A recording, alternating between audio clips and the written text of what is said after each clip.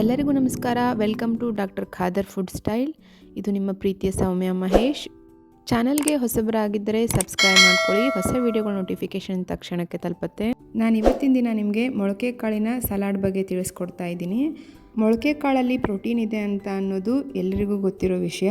ಆದರೆ ಒಬ್ಬರಿಗೆ ಎಷ್ಟು ಪ್ರಮಾಣದಲ್ಲಿ ಒಂದು ದಿನಕ್ಕೆ ಹೇಗೆ ಬಳಸ್ಕೋಬೇಕು ಅನ್ನೋದು ತಿಳಿಸ್ಕೊಡ್ತಾ ಇದ್ದೀನಿ. ನಾವಿಲ್ಲಿ ಎರಡು ಮೊಳಕೆ ಕಾಳನ್ನ ಬಳಸಿ ಅದರ ಜೊತೆಗೆ ವೆಜಿಟೇಬಲ್ಗಳನ್ನ ಬಳಸಿ ಸಲಾಡ್ನ ಹೇಗೆ ಮಾಡ್ಕೊಳ್ಳೋದು ಅಂತ ತೋರಿಸ್ತಾ ಇದ್ದೀವಿ. ಸಲಾಡ್ ಮಾಡ್ಕೊಳ್ಳುವಾಗ ಕೆಲವೊಂದಿಷ್ಟು ರೂಲ್ಸ್ನ ನಾವು ಫಾಲೋ ಮಾಡಲೇಬೇಕು. ನಾನು ಅದಕ್ಕೋಸ್ಕರನೇ ಇಲ್ಲಿ 2 ಉದಾಹರಣೆಗಳನ್ನ ತೋರಿಸ್ತಾ ಇದ್ದೀನಿ ನಿಮಗೆ. ಒಂದು ಬೌಲಲ್ಲಿರೋದು ಹೆಸರು ಕಾಳಿನ ಮೊಳಕೆ ಕಾಳು, ಇನ್ನೊಂದು ಬೌಲಲ್ಲಿರೋದು ಮೆಂತ್ಯ ಕಾಳಿನ ಮೊಳಕೆ ಕಾಳು. ಹೆಸರು ಕಾಳಿನ ಮೊಳಕೆ ಕಾಳನ್ನು 2 ಟೇಬಲ್ ಸ್ಪೂನ್ ಹಾಕ್ಕೊಳ್ತಾ ಇದ್ದೀನಿ. ಹಾಗೆಯೇ ನೋಡ್ತಾ ಇರ್ಬೋದು ನೀವು, ಮೆಂತ್ಯ ಕಾಳಿನ ಮೊಳಕೆ ಕಾಳನ್ನ 1 ಸ್ಪೂನ್ ಹಾಕ್ಕೊಳ್ತಾ ಇದ್ದೀನಿ, ಅಂದರೆ 1 ಟೇಬಲ್ ಸ್ಪೂನ್. ಇದು ಒಬ್ಬರಿಗೆ ಪರ್ಫೆಕ್ಟ್ ಆಗಿರೋವಂಥದ್ದು. ಮೊಳಕೆ ಕಾಳನ್ನ ಬಳಸ್ತಾ ಇದ್ದೀರಿ ಅಂತಂದರೆ ಇದೇ ರೀತಿಯೇ ಬಳಸ್ಕೋಬೇಕು ನೀವು, ಆಯಿತಾ. ಇವಾಗ ಇಲ್ಲಿ 1 ಬೌಲಲ್ಲಿ ಹುರುಳಿ ಕಾಳಿನ ಮೊಳಕೆ ಕಾಳನ್ನು ಇಟ್ಕೊಂಡಿದ್ದೀನಿ, ಮತ್ತೊಂದು ಬೌಲಲ್ಲಿ ಮೆಂತ್ಯ ಕಾಳಿನ ಮೊಳಕೆ ಕಾಳು. ಇದೆಲ್ಲ ನಾನೇ ಮನೆಯಲ್ಲೇ ಮೊಳಕೆ ಬರೆಸಿರೋದು. ನೋಡಿ, ಇಲ್ಲಿ ತೋರಿಸ್ತಾ ಇರೋದು ಒಬ್ಬರಿಗೆ ಮಾತ್ರ. ನೀವು ನಿಮ್ಮ ಮನೇಲಿರೋ ಜನರಿಗೆ ಅನುಗುಣವಾಗಿ ಇದನ್ನ ಬಳಸ್ಕೋಬೇಕು. 2 ಟೇಬಲ್ ಸ್ಪೂನಷ್ಟು ಹುರುಳಿ ಕಾಳಿನ ಮೊಳಕೆ ಕಾಳನ್ನು ಹಾಕ್ಕೊಳ್ತಾ ಇದ್ದೀನಿ. ನೆಕ್ಸ್ಟು 1 ಟೇಬಲ್ ಸ್ಪೂನ್ ಮೆಂತ್ಯ ಕಾಳಿನ ಮೊಳಕೆ ಕಾಳನ್ನು ಹಾಕ್ಕೋಬೇಕು. ಹಾಗಾದರೆ ಈ ರೇಷಿಯೋ ಅರ್ಥ ಆಯಿತು ಅಂದ್ಕೊಂಡಿದ್ದೀನಿ.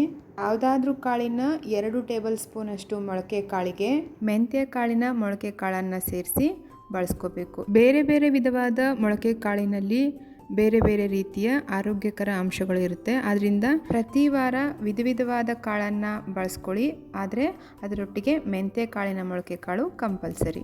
ಮನೆಯಲ್ಲಿರೋ ಜನರ ಸಂಖ್ಯೆಗೆ ಅನುಗುಣವಾಗಿ ರೇಷಿಯೋ ಪ್ರಕಾರ ಕಾಳನ್ನು ನೆನೆಸಿ ಮೊಳಕೆ ಬರೆಸಿದ್ರೆ ಪ್ರತಿದಿನ ಬಳಸ್ಕೊಳ್ಳೋದಕ್ಕೂ ಅನುಕೂಲವಾಗುತ್ತೆ. ನಮ್ಮ ದೇಹಕ್ಕೆ ಪ್ರೋಟೀನು ತುಂಬಾ ಇಂಪಾರ್ಟೆಂಟು. ಅದು ಜಾಸ್ತಿ ಆಗಬಾರ್ದು, ಬ್ಯಾಲೆನ್ಸಲ್ಲಿರಬೇಕು. ಅದರಿಂದ ಹೇಳ್ತಾ ಇದ್ದೀನಿ. ಮೊಳಕೆ ಕಾಳುಗಳು ಪ್ರೋಟೀನಿನ ಮೂಲ ಅನ್ನೋದು ಎಲ್ರಿಗೂ ಗೊತ್ತಿರೋ ವಿಷಯ. ಅದನ್ನು ನಾನು ಕೂಡ ನಂಬ್ತೀನಿ. ಹಾಗಿದ್ರೆ ಹೆಚ್ಚಿನ ಪ್ರೋಟೀನನ್ನು ಸೇವನೆ ಮಾಡೋದ್ರಿಂದ ಹಲವಾರು ಆರೋಗ್ಯ ಸಮಸ್ಯೆಗಳಿಗೆ ಕಾರಣವಾಗಬಹುದು. ಅದರಲ್ಲಿ ಕೆಲವೊಂದಿಷ್ಟು ನಾನಿಲ್ಲಿ ಪ್ರಸ್ತುತಪಡಿಸ್ತಾ ಇದ್ದೀನಿ. ಜೀರ್ಣಕ್ರಿಯೆ ಸಮಸ್ಯೆ ಉಂಟಾಗುತ್ತೆ. ಅಂದರೆ ಹೆಚ್ಚಿನ ಪ್ರೋಟೀನ್ ಆಹಾರವು ಮಲಬದ್ಧತೆ, ವಾಕರಿಕೆ, ಅತಿಸಾರ, ಹೊಟ್ಟೆ ನೋವು ಮತ್ತು ಉಬ್ಬರಿಕೆಗೆ ಕಾರಣವಾಗಬಹುದು. ಏಕೆಂದರೆ ಪ್ರೋಟೀನ್ ಜೀರ್ಣಾಂಗ ವ್ಯವಸ್ಥೆಯ ಮೂಲಕ ಆಹಾರದ ಅಂಗೀಕಾರವನ್ನು ನಿಧಾನಗೊಳಿಸುತ್ತದೆ. ನೆಕ್ಸ್ಟು ನಿರ್ಜಲೀಕರಣ ಅಂದರೆ ಬಾಡಿ ಡಿಹೈಡ್ರೇಷನ್ ಆಗೋದು, ದೇಹದಲ್ಲಿ ನೀರಿನ ಪ್ರಮಾಣ ಕಡಿಮೆ ಆಗುತ್ತೆ ಅಂತ. ಪ್ರೋಟೀನ್ ಸಾರಜನಕವನ್ನು ಹೊಂದಿರುತ್ತದೆ. ದೇಹವು ಅಮೈನೋ ಆಮ್ಲಗಳನ್ನು ಬಳಸುವ ಮೊದಲು ಅದನ್ನು ತೆಗೆದು ಹಾಕಬೇಕು ಮತ್ತು ಯೂರಿಯಾವಾಗಿ ಪರಿವರ್ತಿಸಬೇಕು. ಮೂತ್ರಪಿಂಡಗಳು ರಕ್ತದಿಂದ ಯೂರಿಯಾವನ್ನು ಫಿಲ್ಟರ್ ಮಾಡುತ್ತವೆ. ಆದ್ದರಿಂದ ಹೆಚ್ಚಿನ ಪ್ರೋಟೀನ್ ಸೇವನೆಗೆ ಹೆಚ್ಚು ನೀರಿನ ಅಗತ್ಯತೆ ಇರುತ್ತದೆ. ನೆಕ್ಸ್ಟು ಕೆಟ್ಟ ಉಸಿರು ಅಂದರೆ ಬ್ಯಾಡ್ ಬ್ರೀತ್ ಅಂತ. ದೇಹದಲ್ಲಿನ ಅಮೈನೋ ಆಮ್ಲಗಳ ವಿಭಜನೆಯು ಉಸಿರಾಟದಲ್ಲಿ ಬಲವಾದ ವಾಸನೆಯನ್ನು ಉಂಟು ಮಾಡಬಹುದು. ಆಮೇಲೆ ಮೂತ್ರಪಿಂಡದ ಸಮಸ್ಯೆಗಳು ಆಗಬಹುದು. ಅಂದರೆ ಹೆಚ್ಚಿನ ಪ್ರೋಟೀನ್ ಆಹಾರವು ಮೂತ್ರಪಿಂಡಗಳನ್ನು ಹಾನಿಗೊಳಿಸುತ್ತದೆ. ವಿಶೇಷವಾಗಿ ಪ್ರೋಟೀನ್ ಪ್ರಾಣಿ ಆಧಾರಿತವಾಗಿದ್ದರೆ ಅದು ಇನ್ನೂ ಹೆಚ್ಚಿನ ಸಮಸ್ಯೆಯನ್ನು ನಮಗೆ ತಂದುಕೊಡುತ್ತೆ.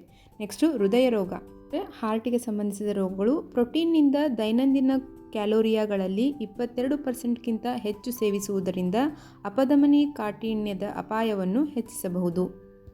ನಂತರ ಟೈಪ್ 2 ಮಧುಮೇಹ ಅಂದರೆ ಟೈಪ್ 2 ಡಯಾಬಿಟಿಸ್ ಅಂತ. ಪ್ರಾಣಿ ಪ್ರೋಟೀನ್ ಅಧಿಕವಾಗಿರುವ ಆಹಾರವು ಟೈಪ್ 2 ಮಧುಮೇಹವನ್ನು ಅಭಿವೃದ್ಧಿಪಡಿಸುವ ಅಪಾಯವನ್ನು ಹೆಚ್ಚಿಸುತ್ತದೆ.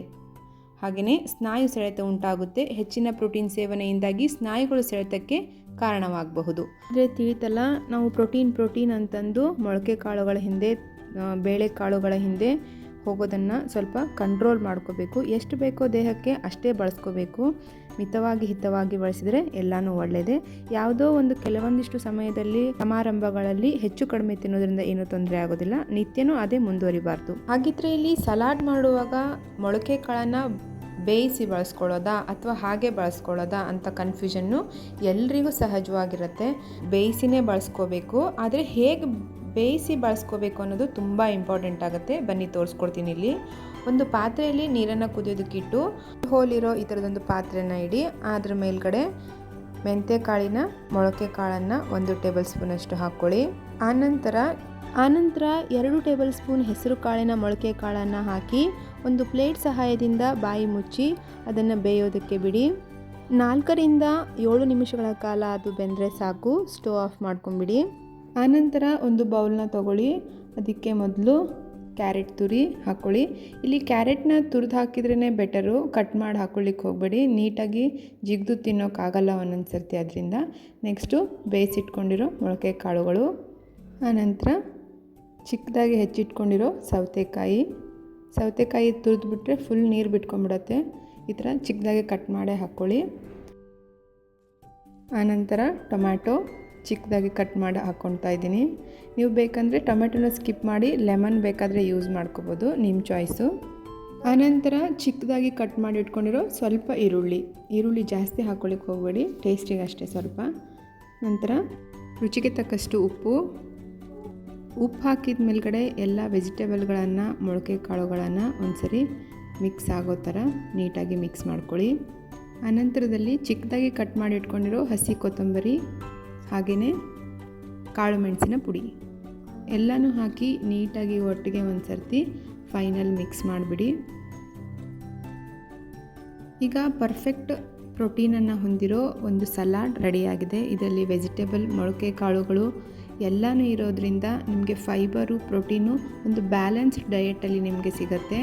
ಕಿಡ್ನಿ ಪ್ರಾಬ್ಲಮ್ ಫೇಸ್ ಮಾಡ್ತಿರೋರು ಇದಕ್ಕೆ ಸ್ವಲ್ಪ ನೀವು ಬಾಳೆ ದಿಂಡನ್ನು ಹೆಚ್ಚು ಹಾಕ್ಕೊಂಡ್ರೂ ತುಂಬ ಟೇಸ್ಟಾಗಿರುತ್ತೆ. ಬೇಕಂದರೆ ಸ್ವಲ್ಪ ಮೊಸರನ್ನು ಸೇರಿಸ್ಕೋಬೋದು. ನಿಮ್ಮ ಕ್ರಿಯೇಟಿವಿಟಿಗೆ ತಕ್ಕಂಗೆ ನೀವು ಇದನ್ನ ರೆಡಿ ಮಾಡ್ಕೋಬೋದು, ಏನು ತೊಂದರೆ ಇಲ್ಲ. ಆದರೆ ಮೊಳಕೆ ಕಾಳಿನ ಪ್ರಪೋರ್ಷನ್ ಮಾತ್ರ ಕರೆಕ್ಟಾಗಿರಬೇಕು ಅಷ್ಟೇ. ಇದಕ್ಕೆ ನೀವು ಸ್ವಲ್ಪ ಮೊಸರು ಹಾಕ್ಕೊಂಡ್ಬಿಟ್ರೆ ರಾಯ್ತ ಥರನೇ ಆಗಿಬಿಡತ್ತೆ. ಅದನ್ನು ನೀವು ಪರಾತ ಅಥವಾ ರೊಟ್ಟಿ, ಇಲ್ಲ ಅಂತಂದರೆ ತಾಲಿಪಟ್ಟು, ಬಿಸಿಯಾಗಿರೋ ಪಲಾವು, ಟೊಮೆಟೊ ಬಾತು, ಈ ಥರ ರೈಸ್ ಐಟಮ್ಗಳಿಗೂ ನೀವು ಸೈಡ್ ಡಿಶ್ ಆಗಿ ಇದನ್ನ ಯೂಸ್ ಮಾಡ್ಕೋಬೋದು. ಮಕ್ಕಳಿಗೆ ಸ್ಕೂಲಲ್ಲಿ ಶಾರ್ಟ್ ಬ್ರೇಕ್ ಅಂತ ಇರುತ್ತೆ, ಆವಾಗ ನೀವು ಶಾರ್ಟ್ ಬ್ರೇಕಿಗೂ ಇದನ್ನ ಹಾಕಿ ಕಳಿಸ್ಬೋದು. ಹಾಗೆಯೇ ಮಕ್ಕಳು ಸ್ಕೂಲಿಂದ ಬಂದ ತಕ್ಷಣ ಅವ್ರಿಗೆ ಸ್ನ್ಯಾಕ್ಸ್ ಥರ ನೀವು ಇದನ್ನ ಪ್ರಿಪೇರ್ ಮಾಡ್ಬೋದು.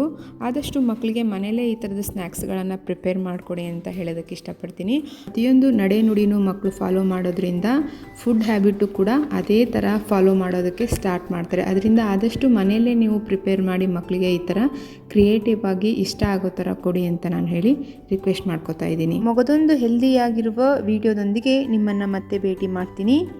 ಧನ್ಯವಾದಗಳು.